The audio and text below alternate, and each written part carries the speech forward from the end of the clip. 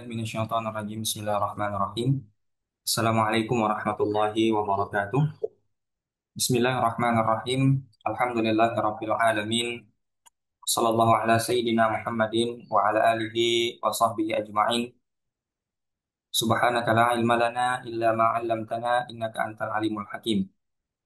Nawaina ta'alluma wa ta'lima wa tadhakkura wa tadhkira wa naf'a wal intifa' wal ifadata wal istifadata wal hasala tamassuki bi kitabillahi wa sunnati rasulih والدعاء إلى الهدى والدلالة على الخير ابتغاء وجه الله ومرضاته وقربه وثوابه سبحانه وتعالى.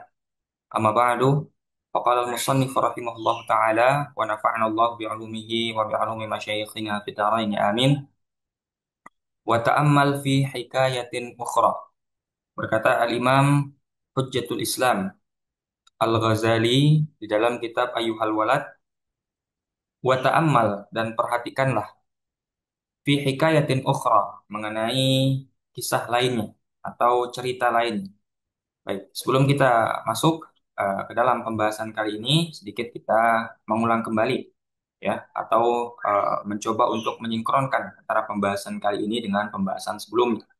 Di mana sebelumnya Al-Imam Al-Ghazali itu menukil ya sebuah hikayat, sebuah kisah, sebuah cerita dari Al-Imam Asy-Syibli ya, mengenai bahwa beliau pernah berguru kepada 400 orang ya, atau berkhidmah kepada 400 orang guru, dan pada akhirnya beliau hanya menyimpulkan bahwa dari 4.000 hadis yang pernah beliau pelajari dengan guru-guru beliau tersebut ya, beliau menyimpulkan ada satu hadis yang menurut beliau adalah kunci daripada kesuksesan dia, kunci keselamatan dia di dunia maupun maupun di akhirat. Ya. Nah, sehingga kemudian Al-Imam Al-Ghazali menyimpulkan apa? Idza alimta hadzal hadits la hajata ilal ilmil katsir. Ya, kalau engkau tahu, mengetahui ataupun paham dengan hadis ini, maka engkau nggak perlu banyak-banyakan ilmu. Ya, jadi seolah-olah Al-Imam Al-Ghazali ingin memperlihatkan kepada kita ya, ilmu itu sangat luas gitu ya. Tapi mungkin tidak semua orang bisa kemudian merasakan manfaat dari ilmu luas yang telah didapatkan.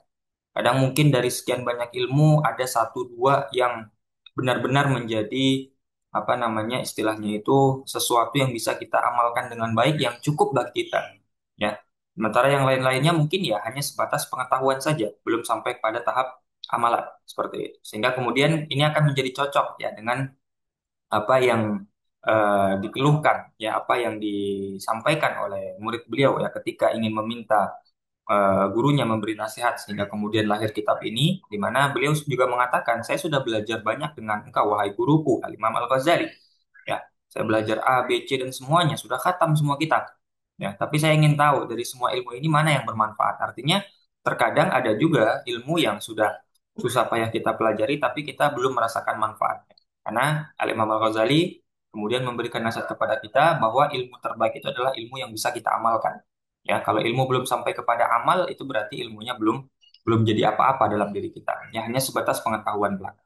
Gitu ya. Sehingga kemudian kemarin beliau menyimpulkan bahwa ya kalau orang sudah paham satu ilmu itu, ya, satu hadis itu, yang kemudian ternyata memang itu bermanfaat untuk dunia dan akhiratnya, ya sepanjang hidupnya dan untuk perjalanannya nanti di akhirat, maka itu cukup baginya. Ya, jadi seolah-olah ingin menggambarkan seperti itu. Nah, di sini kemudian Al-Imam Al-Ghazali mengajak kita untuk kembali membaca ya ataupun mendengar kisah lainnya, cerita lain, hikayat lainnya. Mana di sini adalah kisah mengenai seseorang yang bernama Hatim Al-Asam. Beliau katakan wahia ya, yang dimaksudkan dengan cerita di sini kata beliau adalah cerita Anna Hatim Al-Asam ya, seorang yang bernama Hatim Al-Asam. Kana min ashabi Syaqiqin Al-Balkhi. Ya, beliau adalah salah seorang murid daripada Syaqiq Al-Balkhi rahmatullahi taala alaihi, semoga Allah memberikan rahmat kepada mereka berdua. Fasa'alahu yauman, ya, suatu ketika gurunya Imam Al-Balkhi bertanya kepada Hatim ya, wa qala sahabtani mundu salasina sana, engkau telah berguru kepadaku lebih kurang 30 tahun ya, jadi sejak 30 tahun lalu kau belajar kepadaku. Ini di satu sisi sampai di sini saja ini adalah suatu hal yang luar biasa ya, di mana kita belajar kepada seorang guru bertahan selama 30 tahun belum dengan guru yang lain. Ini sangat luar biasa ya. Nah, suatu ketika 30 tahun perjalanan mengabdi kepada seorang guru, belajar kepada seorang guru Ya, gurunya mencoba bertanya kepada salah seorang muridnya yang dalam hal ini adalah Hatim Al-Asam. Mahasiluka ya fiha. Apa yang kau dapatkan selama 30 tahun belajar denganku? Ya. Jadi selama ini 30 tahun kau ngikut aku, dimanapun aku ngaji, kau ikut ngaji, ya. Apa yang kau dapatkan selama 30 tahun ini? Qala dijawab oleh Hatim Al-Asam, as-saltu tsamaniya fawaida minal ilm.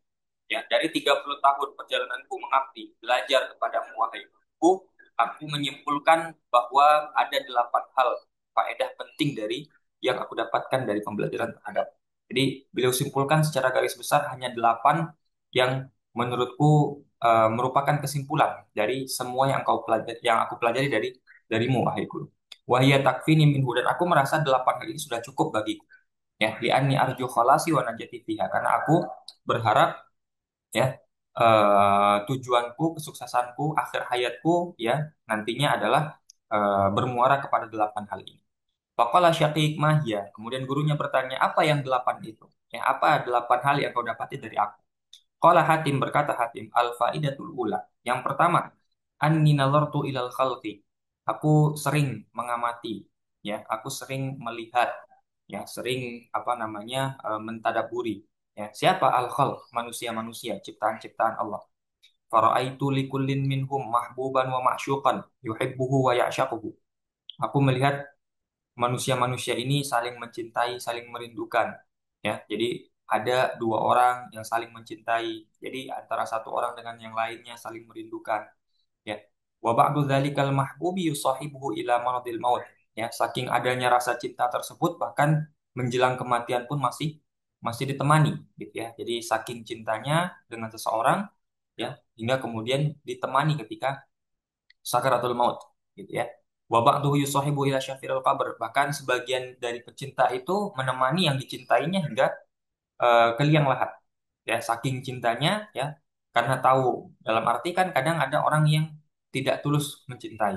Sehingga ketika sudah ada tanda-tanda ini akan pergi, akan meninggal dunia, sudah dia tinggalkan. Kenapa? Karena dia tidak apa namanya tidak terus dalam mencintai.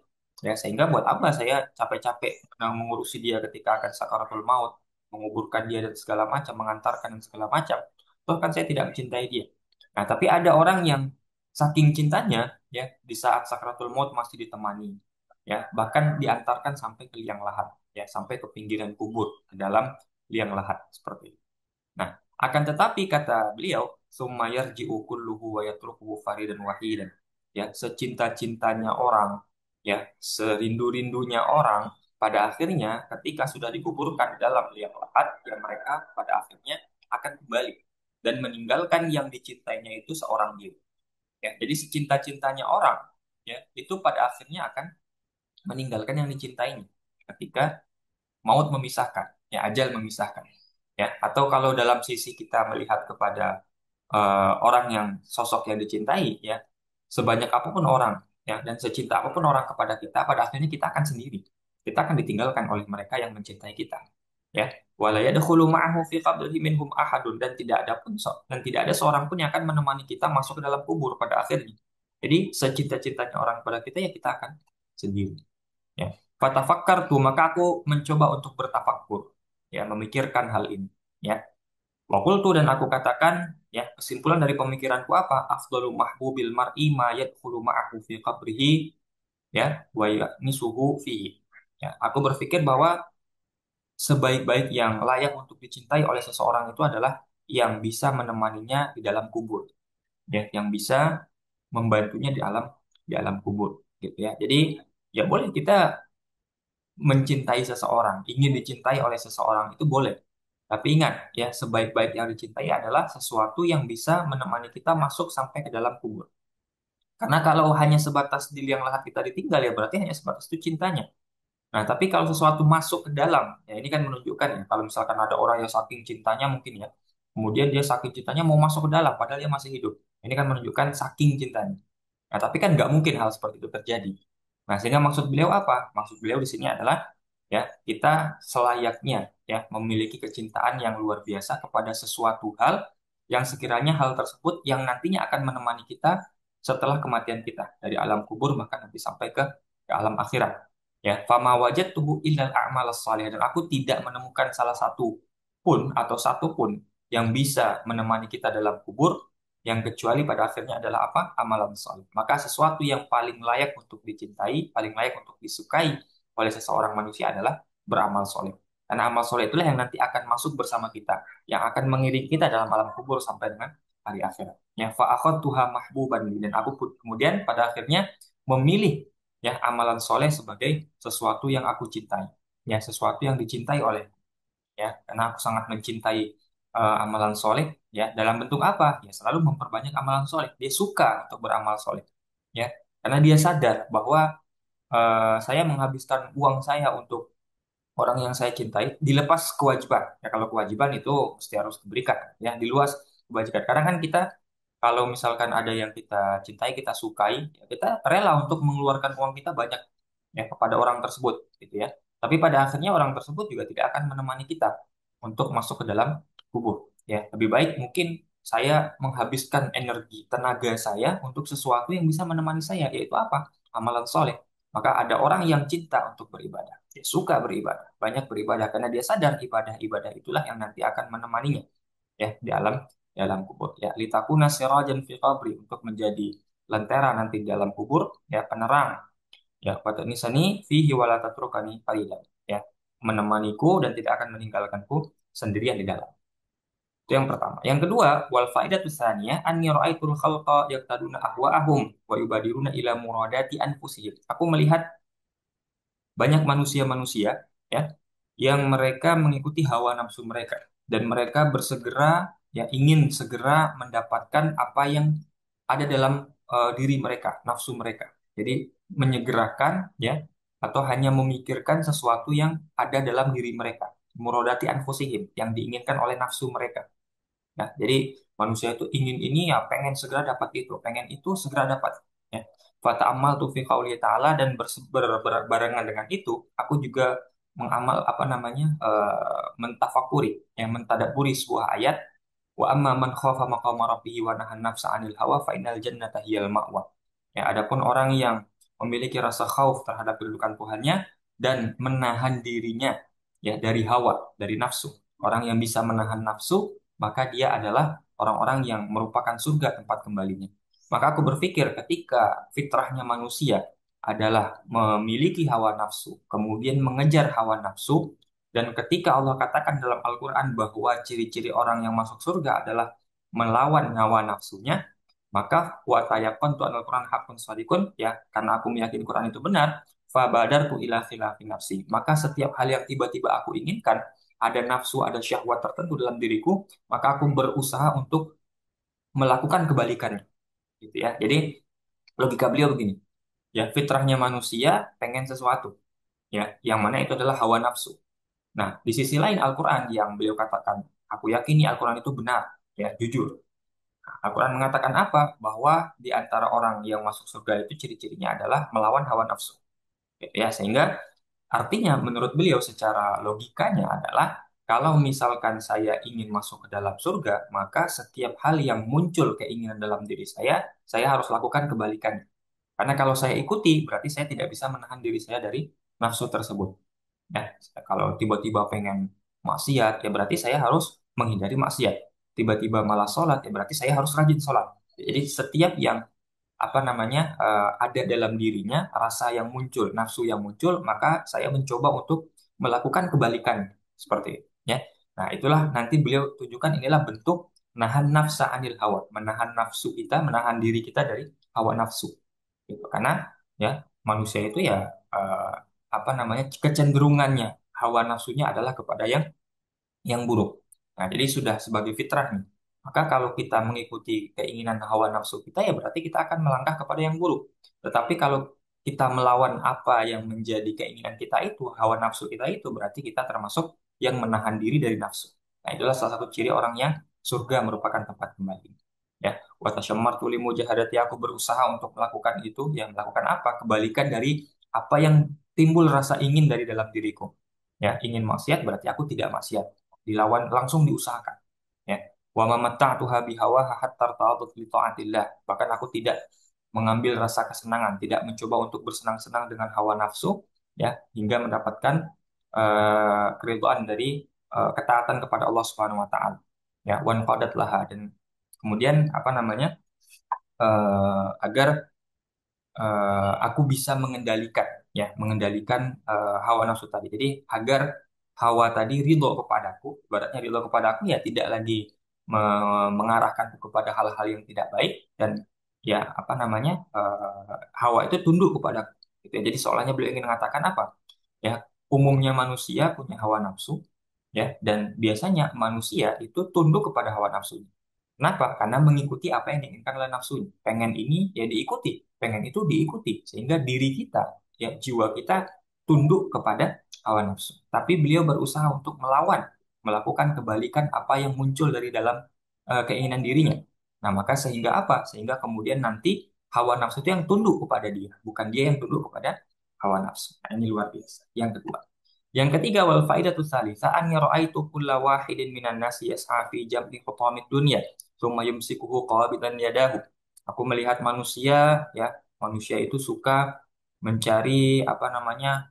Harta, ya, mencari apa istilahnya itu kekuasaan, ya, sesuatu yang sifatnya duniawi, jabatan, pangkat dan lain sebagainya. Itu semua khutamid dunya, ya.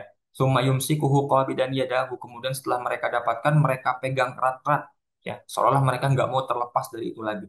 Sudah dapat uang banyak, ya mereka pegang erat-erat, ya, nggak mau mereka sedekahkan, ya, atau ketika jabatan nggak mau lepas, ya, sehingga kemudian ketika dia sudah tidak layak jadi pemimpin, anaknya disuruh jadi pemimpin, tidak mau melepaskan itu. Ya, fata'amaltu fi qauli ta'ala, kemudian aku memikirkan, ya, firman Allah, ma indakum yanfad wa ma indallahi baq. Ya, segala sesuatu yang ada dalam dirimu pada akhirnya akan musnah, akan binasa, tetapi segala sesuatu yang ada dalam apa namanya penjagaan Allah maka akan kekal, gitu ya. Maksudnya apa? Ya, sekuat-kuatnya kita menggenggam harta, sekuat-kuatnya kita menggenggam jabatan, pada akhirnya yanfad, semuanya akan hilang, semuanya akan lepas. Ya, uang kita tumpuk satu gudang, kita simpan baik-baik, kita kunci. Ya, apakah kemudian uangnya akan berkurang? Oke, mungkin secara jumlah tidak berkurang. Uangnya sudah kita masukkan gudang, kita kunci rapat, kita rantai dan segala macam, uangnya enggak. Tapi pada akhirnya akan hilang. Mungkin dari sisi jumlah enggak berkurang. Nominalnya sama, 100 juta. Tapi berkurang dari sisi apa? Mungkin nilainya yang berkurang. Karena bagaimanapun yang namanya uang akan ada inflasi. Jadi kita simpan, ya pada akhirnya uangnya nggak bernilai lagi. Yang semula 100 juta bisa beli sesuatu, nanti mungkin 20 tahun kemudian yang kita simpan erat-erat nggak mau kita belanjakan itu, ya pada akhirnya akan hilang. Ya, atau kita belanjakan ya pada akhirnya nilainya juga akan berkurang. Kita punya uang 500 juta, kita beli mobil, apakah mobil itu nilainya akan sama terus? Tidak. Kita jual lagi harganya akan berkurang. Jadi bagaimanapun ya setiap sesuatu yang akan kita miliki, kita pegang, itu akan hilang. Ya, baik dari sisi memang hilang berkurang jumlahnya, atau mungkin nilainya yang akan berkurang. Ya, tapi kalau kita istilahnya dalam tanda kutip titipkan kepada Allah, ya, ketika dalam pengawasan penjagaan Allah, maka tidak akan ada pengurangan nilai di situ. Nah, apa bentuk titipannya itu? Ya, kita sedekah. Jadi sedekah itu seolah-olah ya kita menyedekahkan sesuatu, kita menitipkan harta kita kepada Allah. Yang nanti meskipun di akhirat bentuknya bukan berupa uang itu lagi yang dikembalikan, tapi berupa pahala yang setimpal bahkan lebih daripada apa yang kita sedekahkan gitu. Ya, jadi mau berusaha sebagaimanapun kita menjaga harta kita nggak berkurang nggak akan bisa. Ya, mau dibelanjakan supaya bermanfaat ya tetap pada akhirnya akan berkurang nilainya. Jadi uang itu akan berkurang sendirinya. Cobalah kita sadari itu. Ya, uang kita itu seberapapun usaha kita itu seiring berjalannya waktu akan hilang sendiri. Baik dari sisi jumlah dengan kita belanjakan atau dari sisi nilai ketika kita simpan. Jadi nggak ada yang tetap.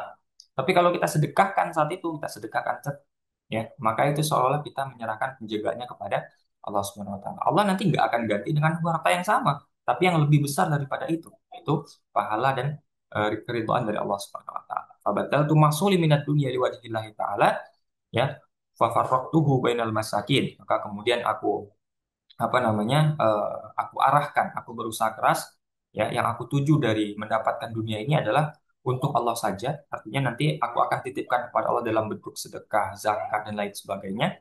Ya, begitupun kalau jabatan berarti aku akan manfaatkan untuk apa namanya, membela kebenaran, menegakkan keadilan.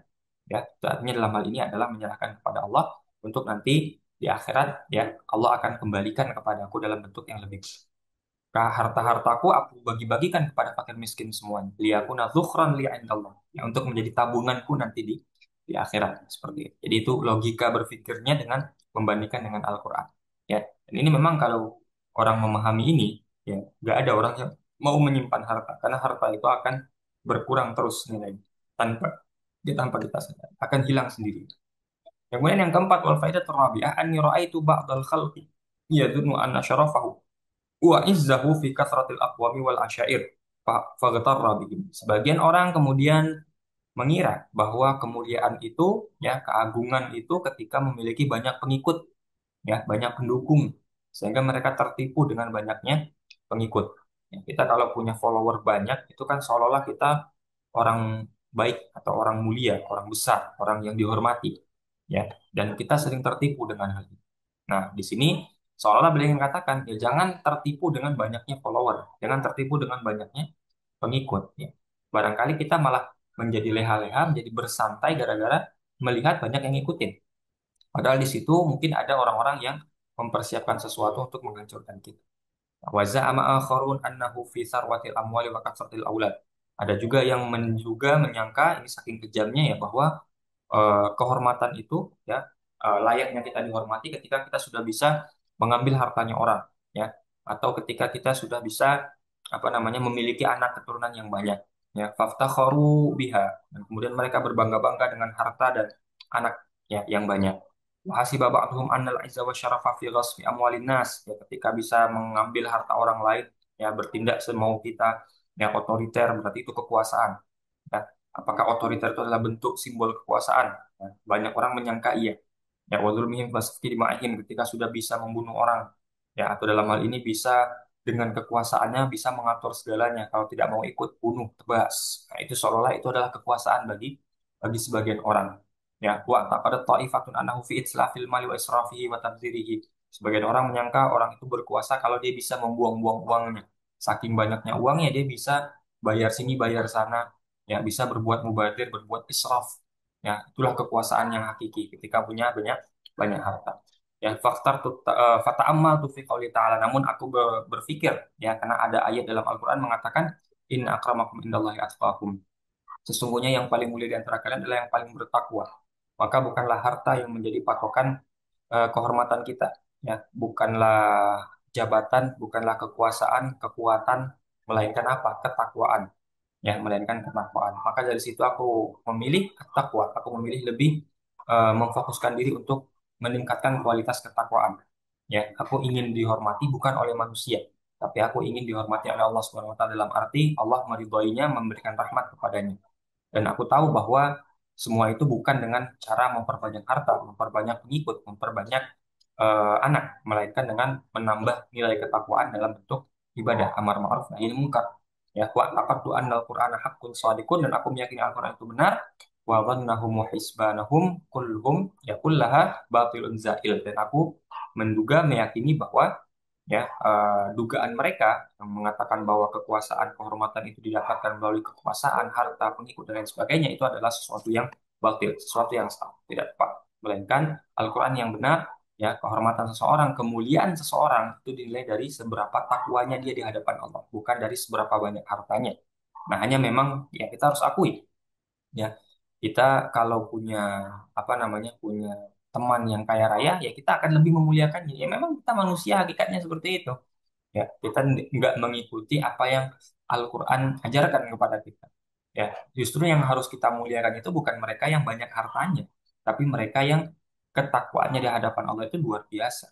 Ya, yang patut kita hormati, angkat topi, itu bukan mereka yang banyak pengikut, bukan mereka yang otoriter, bukan mereka yang bisa berkuasa, yang melakukan segalanya seenaknya, melainkan mereka yang takut kepada Allah, bertakwa kepada Allah, sholatnya luar biasa, puasanya, ibadahnya luar biasa. Itu yang harus kita muliakan. Nah, hanya sayang, ya, kita, ya, dalam tanda kutip ada mental-mental penjilat, ya, bagi sebagian kita, ya, kalau melihat ada orang punya kekuasaan kita mendekat, seolah-olah, ya, kita memuliakan mereka dan kemuliaan terletak pada kekuasaan yang dimiliki, ataupun memiliki harta kita mendekat, ya. Nah, nanti dibuktikan bahwa itu semua adalah hanya apa namanya tipu daya semata. Apa? Ketika kekuasaan hilang, ketika harta hilang, maka, ya, kita akan lari dari mengikuti mereka. Jadi tidak lagi memfollow mereka. Nah, itu menunjukkan apa? Bahwa ya itu semua tidak ada nilainya di sisi Allah Subhanahu wa Ta'ala. Tidak ada nilainya untuk itu. Ya, maka perbaikilah mindset kita bahwa memuliakan orang bukan orang yang kemudian apa namanya memiliki kekuasaan atau harta, melainkan mereka yang memiliki nilai ketakwaan. Wal faidatul khamisah, kemudian yang kelima, anni ra'aitu nasa yazumu ba'duhum ba'dha. Aku melihat manusia itu mencaci satu sama lain, wa yaktabu ba'duhum ba'dha, saling menghibah, menceritakan di balik orang tadi, ya, menceritakan orang ya satu sama lain. Bahwa itu zalika minal hasadi fil mali wal jahi wal ilm. Dan aku mendapati kebanyakan cerita mereka itu atau celaan mereka itu ya berkaitan dengan rasa dengki, rasa iri, atau berkaitan dengan harta yang dimiliki oleh orang yang diceritakan, ataupun kemuliaan, kekuasaan, ataupun ilmu yang mereka miliki. Kata amal tu fi qoulihi ta'ala nahnu qasamna bainahum ma'isyatahum fil hayatid dunya. Padahal dalam Al-Qur'an ya Allah telah menyebutkan bahwa Allah yang telah membagi kehidupan setiap manusia. Ya, rezekinya setiap orang itu Allah yang bagi. Ya, dalam arti ada orang yang merasa iri, merasa dengki, kok bisa tetangga saya kaya raya tapi saya nggak punya apa-apa? Kok bisa tetangga saya punya kekuasaan, saya bukan siapa-siapa? Kok bisa tetangga saya punya ilmu, bahkan ilmu ya? Kok bisa jadi orang alim sih dia? Sementara saya tidak siapa-siapa, saya orang bodoh saja. Seperti itu. Nah, kebanyakan kita seperti itu, ya, mencela satu ya sama yang lain, kemudian juga mungkin di situ menghibah menceritakan orang lain, karena ada rasa dengki, rasa iri terhadap harta, kekuasaan, ataupun ilmu tadi. Padahal ya semua itu, harta, kekuasaan, dan ilmu itu adalah pembagian dari Allah. Allah yang atur semuanya. Ya, orang ini akan dapat rezeki begini, kekuasaannya seperti ini, ilmunya seperti ini. Ya, maka kemudian untuk apa kita apa namanya merasa iri terhadap ya pembagian Allah terhadap orang lain? Toh Allah juga memberikan sesuatu kepada diri kita. Lebih baik fokus kepada apa yang Allah berikan kepada kita, sehingga kita memiliki rasa syukur ketimbang kita hanya melihat orang terus. Ya, kita kalau hidup hanya melihat bagaimana standarnya orang lain, ya kita nggak akan pernah bahagia. Ya, karena kita akan lihat orang terus. Ya, ketika orang ini sudah kita kalahkan standarnya, atau mungkin sudah melampaui standarnya, kita akan lihat orang yang lain lagi. Pada akhirnya kita nggak akan ketemu standar terbaik. Ya, maka cara terbaik itu bukan melihat standar orang lain. Orang punya rumah berarti kemuliaan dengan memiliki rumah. Saya harus juga punya rumah. Malah justru akan membahayakan diri seperti itu. Tapi lihat saja dalam dirinya. Ya, apa yang Allah telah berikan dari harta kepadaku, kekuasaan kepadaku, ataupun ilmu kepadaku, yaitu adalah pembagian Allah. Ya, maka jangan melihat kepada standar orang lain, tapi lihatlah kepada dalam diri kita. Bayangkan kalau kita nggak mendapatkan semua itu, meskipun sejumlah kecil. Ya, kalau kita punya uang sekarang 100.000, tetangga kita punya uang 1 juta. Kalau kita ngelihat tetangga terus, ya kita akan merasa ya iri terus. Ya, kok tetangga saya punya 1 juta, saya punya 100. Tapi kalau kita fokus dalam diri kita, ya saya punya 100, Alhamdulillah. Bayangkan kalau saya nggak punya sama sekali. Maka lebih baik saya punya 100 ketimbang saya nggak punya sama sekali. Karena ini adalah pembagian Allah, jatah saya dari Allah. Pembagian rezeki yang sudah ada Allah atur untuk saya. Begitupun dalam bidang bidang lain. Ya, fa'alim tuh anal qismata kanat minallahi ta'ala fil azal.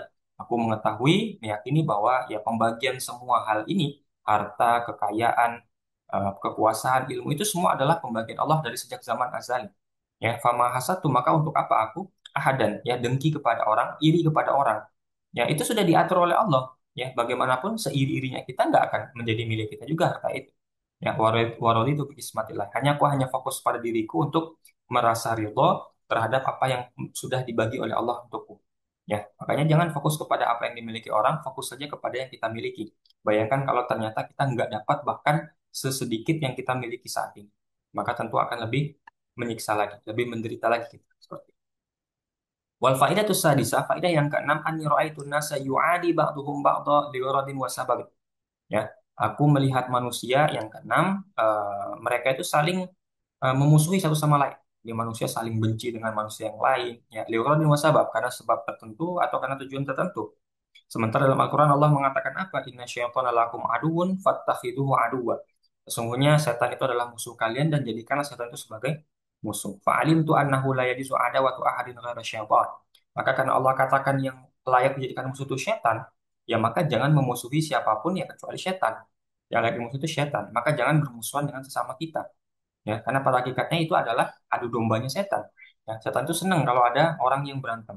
Kenapa? Itu sudah adu dombanya berhasil. Ya, bahkan dengan hal-hal yang tidak penting sekalipun. Nah, itu adalah bisikan-bisikan setan. Maka kita jauhi semua itu. Ya, kalau ada rasa membenci kepada orang, ya kita selesaikan masalah. Minta maaf atau memaafkan. Selesaikan masalah yang kita benci adalah setan. Ya. Karena setan selalu mengarahkan kita kepada keburukan. Fattakhadtuhu aduwan, maka aku hanya menjadikan setan sebagai musuh, wa taraktu ghairahu, dan aku meninggalkan yang lain. Artinya aku tidak menjadikan selain setan sebagai musuh. Maka aku tidak pernah bermusuhan dengan siapapun. Orang benci kepadaku, aku berusaha untuk mencari atau mengintrospeksi apa salah. Ketika aku merasakan ada kebencian kepada orang, maka aku introspeksi. Ya, kenapa aku memiliki rasa seperti itu? Aku klarifikasi, datang, tabayun kepada orang. Sehingga hilanglah semua rasa curiga, hilanglah semua rasa kebencian kepada orang lain. Wal faidatu sabiah yang ketujuh, an itu kulla ahadin yas'a bijiddin. Aku melihat manusia itu ya berusaha keras, ya berjuang keras. Wa yajtahidu bimubalaghah, ya berupaya, ya bersungguh-sungguh terhadap sesuatu. Litolabil quti wal ma'ashi bihaitsu yaqa'u bihi fi syubhatin wa haramin wa yudhillu nafsahu wa yunqisu qadrahu. Mereka berjuang, berupaya keras, bekerja keras untuk mencari makan, mencari penghidupan, bahkan istilahnya itu saking kerasnya usaha mereka atau saking inginnya untuk makan dan saking inginnya untuk mendapatkan kehidupan yang layak, mereka bahkan terjatuh kepada sesuatu yang sifatnya syubhat, bahkan haram. Artinya rela untuk menghilangkan, menjual harga dirinya, menjual keimanannya yang penting dapat harta. Ya, mohon maaf ya. Ini ada beberapa orang-orang mungkin dalam hal ini rela untuk melakukan maksiat, rela untuk menjual dirinya. Demi apa? Demi uang, demi harta. Jadi dia berjuang keras untuk dapatkan penghidupan yang layak, dapatkan makanan yang layak, tapi malah justru ya menjual dirinya, merendahkan dirinya, ya mengurangi derajat kemuliaannya sebagai seorang manusia yang beriman. Ya, fata'ammaltu fi qouli ta'ala, lalu aku berpikir terhadap firman Allah, wa ma min dabbatin fil ardi illa 'ala Allahi rizquha. Ya, untuk apa kita berjuang keras mencari harta, mencari penghidupan sampai menjatuhkan diri, padahal Allah sudah atur rezeki kita. Ibaratnya ya kita mau berjuang sebagaimanapun, kalau itu bukan rezeki kita, yang nggak akan menjadi milik kita. Nah, itu seolah-olah beliau ingin menyampaikan kepada kita seperti itu. Ya, tapi kalaupun ya dalam arti sudah memang menjadi rezeki kita, bahkan dengan tidur, bangun tidur pun itu sudah akan ada di depan kita. Ya, tanpa kita minta sekalipun. Sekarang ya, kalau kita berpikir ya, nikmat yang Allah berikan kepada kita, rezeki, kesehatan, ya. Siapa di antara kita yang mungkin rutin setiap hari yang meminta rezeki atau meminta kesehatan, ya Allah berikan saya kesehatan esok hari. Ya, mungkin ada tapi nggak banyak. Banyak di antara kita ya menganggap ya bahwa kita akan sehat terus kan. Nggak ada yang pernah meminta. Tapi tanpa permintaan itu Allah berikan terus kesehatan kepada kita setiap harinya. Alhamdulillah. Ya. Nah, artinya apa? Kalaupun itu sudah menjadi rezekinya kita, sudah menjadi sesuatu yang ditetapkan Allah untuk kita, ya mau kita hanya tertidur dan tinggal bangun, itu akan ada di depan kita langsung. Ya, tapi kalau itu memang bukan adalah milik kita, tidak layak untuk kita miliki, bukan ketetapan Allah untuk kita, mau berjuang sekuat apapun, ya, mau merendahkan diri seperti apapun, ya, mau mengorbankan harga diri seperti apapun, ya tidak akan selamanya akan menjadi milik milik kita. Selamanya tidak akan menjadi milik kita. Fa'alim tu anna rizki ala Allah, aku meyakini, aku mengetahui bahwa rezekiku sudah diatur oleh Allah, wa qad dhaminahu, Allah sudah menjaminnya, fashtaghaltu bi ibadati. Maka aku ya dalam tanda kutip berusaha untuk mengambil rezeki tersebut, tetap bekerja ya cukup sekira-kira yang sesuai saja, dan selebihnya aku sibuk untuk beribadah. Ya, wa qata'tu tamai amman siwa. Adapun kalau misalkan aku belum mendapatkan sesuatu yang lain, sesuatu yang aku inginkan, maka ya aku cukup memutuskan itu. Artinya ya mungkin aku nggak perlu ngoyo untuk dapatkan itu.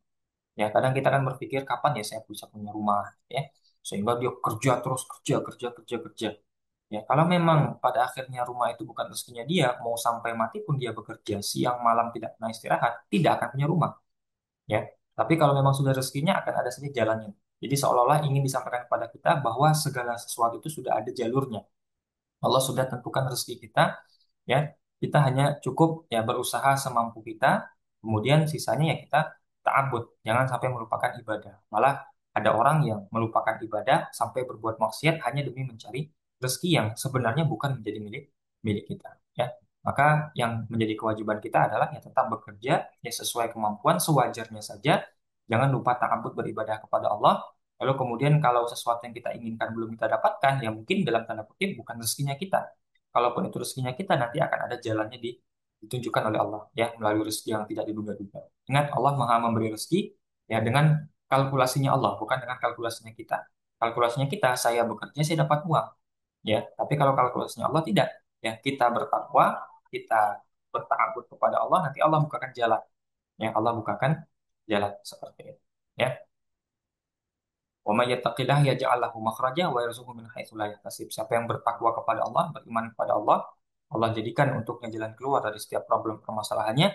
Kemudian Allah beri dia rezeki dari jalan yang tidak disangka-sangka. Seperti itu. Wal faidatu tsaminah yang terakhir yang kedelapan, anni ra'aitu kulla wahidin mu'tamidan ala syai'in makhluk. Ya, aku melihat manusia itu bergantung kepada makhluk.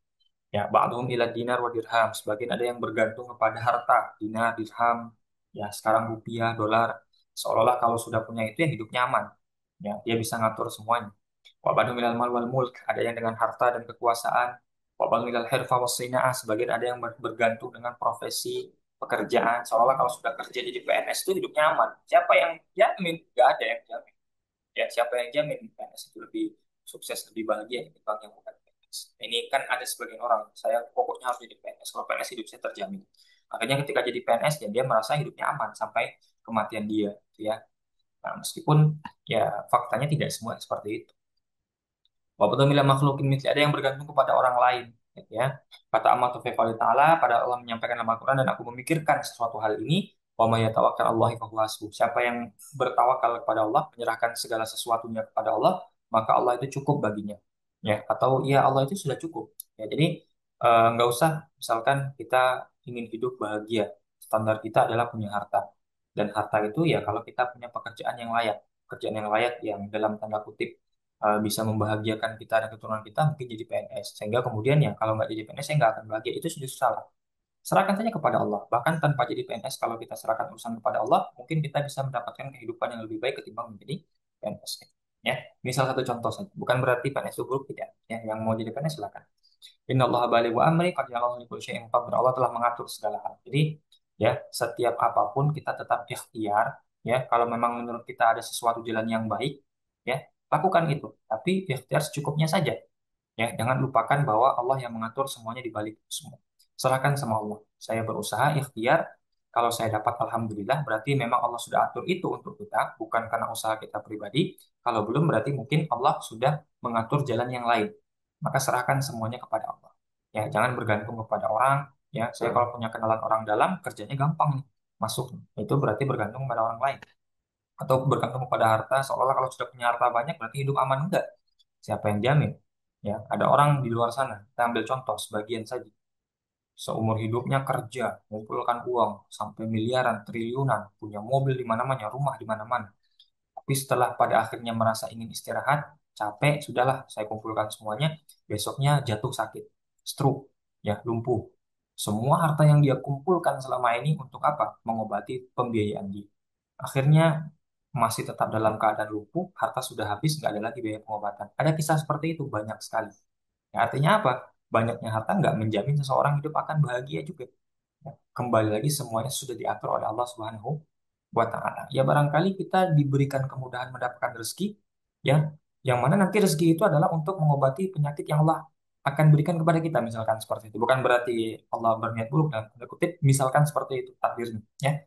Kita diberikan kemudahan, kok kerja ini dapat untung, kerja itu dapat untung, punya banyak harta. Tapi menurut catatan takdir ya kita akan sakit di kemudian hari yang mana harta itu untuk mengobati penyakit kita. Siapa yang bilang tidak mungkin hal seperti itu? Mungkin saja hal seperti itu terjadi. Ada orang yang dalam tanda kutip ya, dia nggak sakit, ya dia nggak diberikan harta. Kenapa? Karena hartanya nggak akan digunakan untuk mengobati penyakit. Jadi hidup ya cuma sekedar hidupnya saja. Ya, fokus untuk hidupnya saja, membeli makan, membeli rumah, pakaian, selesai. Ada yang seperti itu juga. Maka ya kita cuma cukup serahkan semuanya kepada Allah. Ikhtiar tetap, tapi jangan lupa bahwa Allah telah mengatur segala sesuatu. Ya, kita serahkan sama Allah, bahwa hasbuh. Ya, Allah cukuplah bagi kita untuk menjadi sesuatu atau zat yang kita serahkan segala urusan kita kepada. Ya, fatawakal tu Allah, lalu aku serahkan segala urusan kepada Allah, aku ikhtiar semuanya, jalan hidupku aku serahkan kepada Allah, bahwa hasbi wa ni'mal wakil, dan Allah adalah sebaik-baik ya wakil bagiku, dan Allah itu cukup saja bagiku, tidak perlu yang lain. Ya, Faqala Syaqiq kemudian mendengar delapan hal itu, apa kata Syaqiq menanggapi? Waffaqakallahu ta'ala ya Hatim. Yang semoga Allah memberikan taufik pertolongan kepada wahai Hatim. Inni qad nadartu Taurat wal Injil wal Zabur wal Furqan. Aku sudah membaca Taurat, aku sudah membaca Injil, aku sudah membaca Zabur, aku sudah membaca Al-Qur'an. Fawajatul kutubal arba'ata, dan aku mendapati bahwa kitab yang suci empat itu taduru ala hadhil fawaid as-samaniyah. Memang bermuara ya pengajarannya atau keyakinan atau hal yang terkandung di dalam empat kitab ini pada delapan hal yang tersebutkan. Artinya orang kalau sudah apa namanya memahami delapan hal tadi dan mengamalkannya, maka dia seolah-olah sudah apa namanya mengamalkan seluruh isi daripada kitab-kitab suci. Karena inti dari kitab suci adalah delapan hal tadi, kata guru. Faman amila biha, yang mengamalkan delapan hal tadi, memahami dan mengamalkan, karena amilan biha bihil kutubil arba'ah, sama halnya dia telah mengamalkan empat kitab suci ini. Bukan hanya Al-Quran, tapi juga ajaran Taurat, ajaran Injil, dan ajaran Zabur, ya termasuk juga Al-Quran. Itu memang kedelapan-delapan hal ini tercakup di dalamnya, ya tercakup tercakup di dalam. Ini kan gambaran umumnya. Di bawahnya tentu ada turunan-turunannya lagi, ya, yang nanti menjadi ibadah-ibadah dan lain lain sebagainya. Ini adalah suatu nasihat yang luar biasa bagi kita, yang bisa kita ambil pelajaran ya dari kisahnya atau hikayatnya Hatim Al-Asam, ya selama 30 tahun berguru, dan apa yang dia simpulkan dari 30 tahun perjalanan perjuangannya menuntut ilmu kepada gurunya Syafiq Al-Balkhi.